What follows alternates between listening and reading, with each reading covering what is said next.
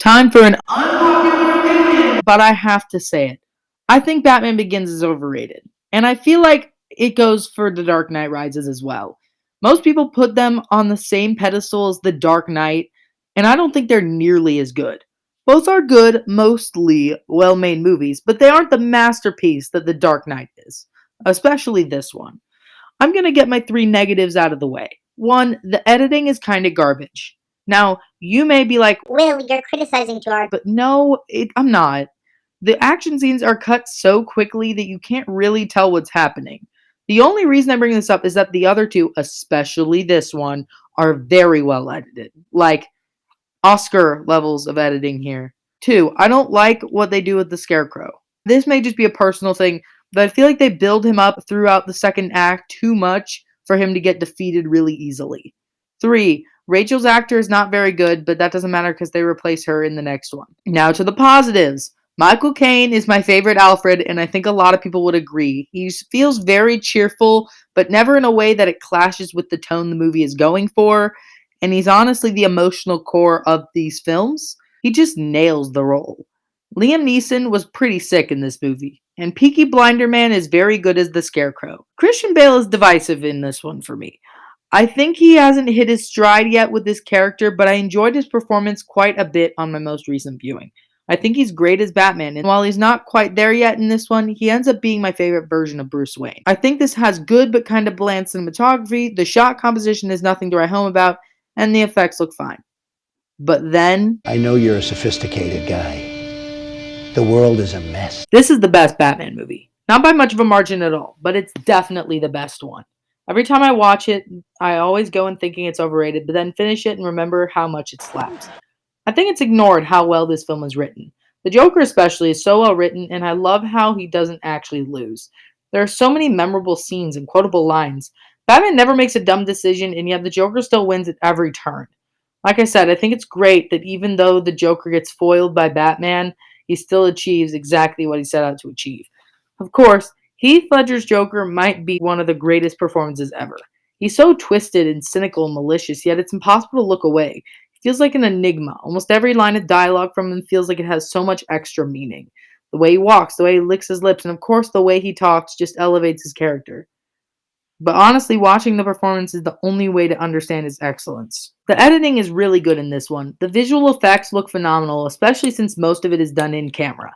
I love the original score by Hans Zimmer, and especially the Joker theme. It is not his best, in my opinion, but it is definitely up there. This film also has what I believe to be one of the best scenes in film. No joke.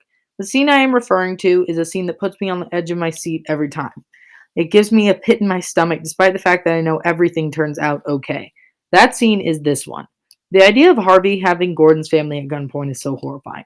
There is no reasoning with this man. He is blinded by rage and frustration, and his outlet is the people that put him down, the police. It isn't random coincidence that Two-Face goes after Gordon. It makes sense since the Joker has convinced him that society has done this to them. It's such a helpless situation where Batman can do nothing but watch and hope, much like the very people he protects. But there is no one who can help, not even Batman. Two-Face's final argument is that the only morality in this world is random chance. Unbiased, unprejudiced, fair.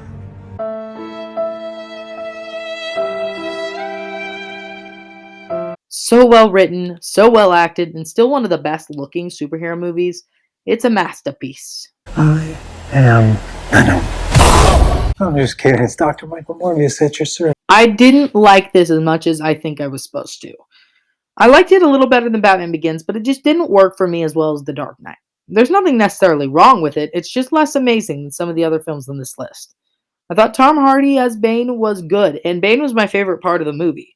I liked how effortlessly he toppled Gotham, and it feels like Bane could have easily come out victorious. He was very charismatic and fun to watch. I thought Matthew Modine was an interesting, somewhat retconned addition to the film. I thought that Bale was amazing as Bruce Wayne, though a little bit weird as Batman in this one. He's kind of an old man. Talia al Ghul was a kind of dumb contribution to the story. She didn't really have to be a twist villain. All she adds to the plot is a little less respect for what Bane achieves.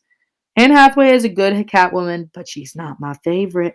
I think that the plot was well executed. There are some really good scenes, like the escape from the big hole. I don't remember what it's called. If I've one criticism, it's that Bruce Wayne survives the bomb at the end. I know it leads to a cute scene with Alfred, but I think the ending would have had more weight if Batman had sacrificed everything. All in all, a good movie and a nice ending to the trilogy. But the presence of Turkish Airlines really makes me feel like these things are actually happening. Turkish Airlines... I didn't hate this as much on my most recent viewing. I liked some of the camera work, and the original score by Hans Zimmer, again, sometimes made me forget I was watching a bad movie. I enjoyed Mark Zuckerberg, and if given a better script and a competent director, I think Affleck would make a good Batman. I realized that in my review during the DC video, I focused a lot on the inaccuracies to the comics, but not really how these changes harm the film, even ignoring the source material. So I'm going to pretend there are no comics and just rate this as a movie. My main problem is one word: hypocrisy. Now, if that was the point and it was a critique of modern American politics and how both parties seem to be mostly concerned with stopping the other in its tracks, whether it's a good thing for America or not, it would work, maybe? But the film implores you to side with both Superman and Batman, despite the fact that they are both hypocritical about the things they are both doing. Superman is trying to expose Batman for killing and branding criminals. At the same time, Superman is being prosecuted for the supposed murder of an African terrorist. Except it isn't a supposed murder because we watch him get smashed through 3 or 4 brick walls. Now you may say, well, we are never explicitly told he was killed. Well, common sense says that hitting 3 walls at this speed is probably fatal, so, science. Bazinga! Batman is trying to stop Superman because he leveled Metropolis and is a threat to humanity. This actually makes a nice amount of sense. It doesn't change the fact that it is hard to side with Bats when he murders and brands criminals, but his motive for wanting to eliminate Superman at least makes some level of sense. Superman is treated as a literal god in this film, which makes Batman distrustful of him. It's Jesus! Say hello, Jesus! Outside of that, for some reason the aspect ratio changed randomly. First I thought it was flashbacks, but then it turned to 4:3 during the actual fight between Batman and Superman, so I guess it was just a creative decision or something. I don't know. That was his mistake. Mark Zuckerberg was kind of fun to watch, but his motivation made no sense. Why did he want Batman and Superman to fight? For the lulz, I guess. I know he was making a statement about gods in heaven is actually bad or something, but at the same time he plays God and made an abomination out of Zod's corpse, and that's perfectly fine in his eyes. From my point of view, the Jedi are evil. I did like this more on a rewatch, as I mentioned. I liked Lois a little better. She's still kind of boring, but I kind of liked the journalist things some. I liked the thing with Elastigirl, and specifically the scene with Granny's peach tea. It was a clever setup and payoff that subtly illustrates who blew up the building without directly stating it, which is how you should do it in a movie. Now, why they blew up the Capitol building still doesn't make sense to me, but I guess they did something good. And that is ultimately the problem. Zack Snyder prioritizes the what, the actual events in the story, to the why, the reason and the meaning of the story. Any filmmaker will tell you that the why is just as, if not more, important than the what. Who cares if this kid finds out who his father is if we don't know why it matters? Who cares if this man dies if we don't know who he is or how it affects the world around him? And who cares if 2 guys in capes fight if we don't know or care why? 2016 and 2012 and 2008 and 2005 and 1997 and 1995 and 1992 and 1989 and that weird one in 1966. There are some naysayers out there that will criticize where I put this on the list. But just hush. This movie is so much fun. This film seems to understand Batman on a much deeper level, delving into themes that even major Batman films like the Dark Knight trilogy didn't. It confronts Batman's fear of family and relationships and how grief have ruined Bruce's life.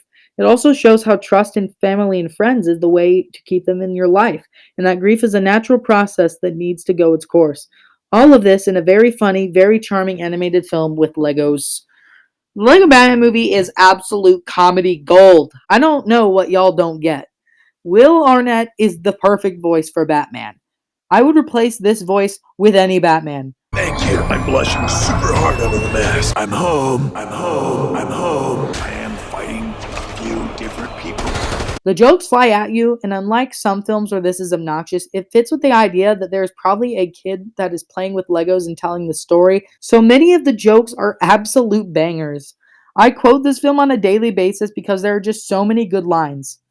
This movie also has one of the most refreshing, unique hero-villain relationships in recent memory.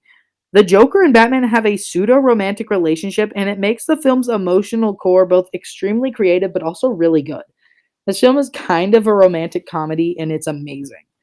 I don't have much to say because it's just charming and fun and hilariously on the higher half of this list. How is this possible? It's not always about the money, Spider-Man. It's about the Mets, baby. Love the Mets. Y'all know how I feel about this movie. It's a banger. It's a brilliantly written detective story with some fantastic direction, great action, and great performances.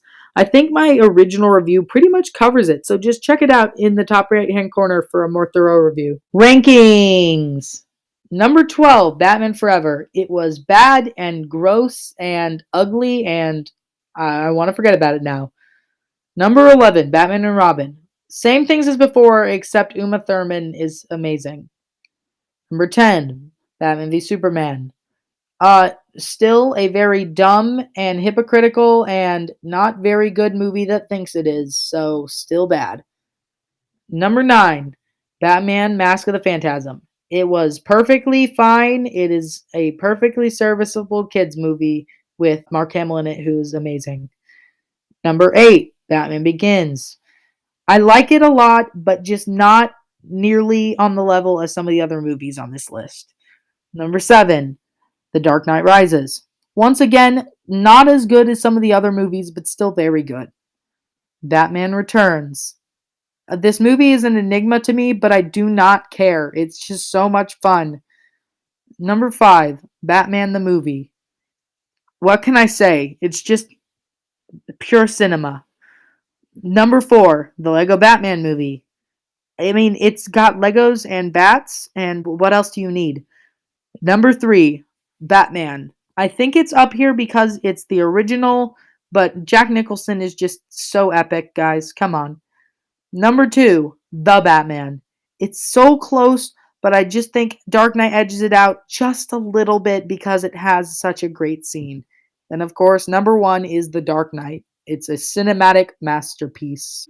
Thank you so much for watching, everybody. I'm sorry about the fact that I have been gone for so long, but I am currently writing the script for the most intense and longest video I have ever done.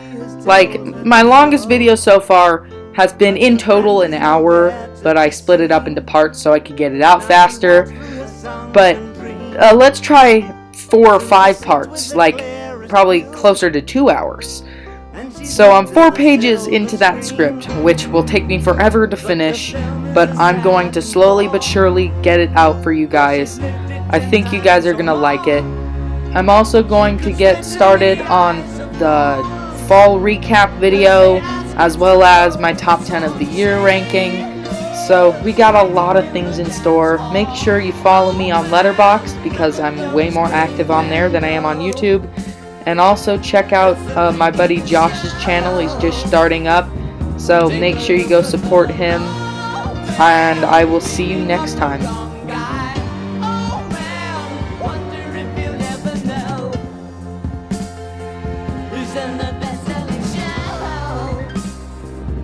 Is there